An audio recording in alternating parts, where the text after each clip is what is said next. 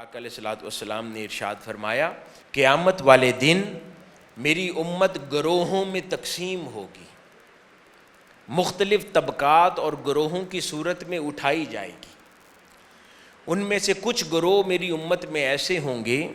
کہ جن کے چہرے سورج اور چاند کی طرح چمک رہے ہوں گے، اور فرمایا کہ کچھ میری امت میں ایسے بھی ہوں گے جو کتوں اور سانپوں کی شکل میں اٹھائے جائیں گے۔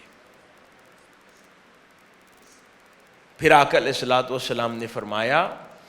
کہ قیامت والے دن لوگوں کو اس حال میں اٹھایا جائے گا اور ان شکلوں میں اٹھایا جائے گا جو شکلیں ان کے باطن کی ہوں گی۔ اگر باطن میں خصلتیں کتوں جیسی ہوں گی، لالچ ہوگا، غصہ ہوگا، گریڈ ہوگا، کتے کی خصلتیں رکھ لیں سامنے، اگر باطن میں خصلتیں کتوں جیسی ہوں گی تو اللہ پاک قیامت والے دن انسان ہونے کے باوجود کتے کی صورت میں اٹھائے گا، اور اگر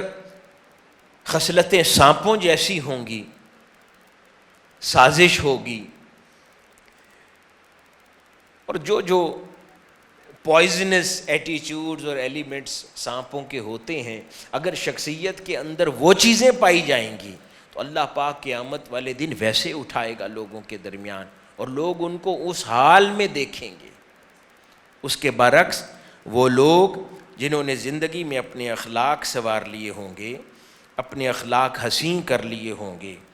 اور اپنے ظاہر و باطن پر محنت کی ہوگی، اللہ پاک ان کو قیامت والے دن اس حال میں اٹھائے گا کہ ان کے چہرے سورج اور چاند کی طرح چمک رہے ہوں گے۔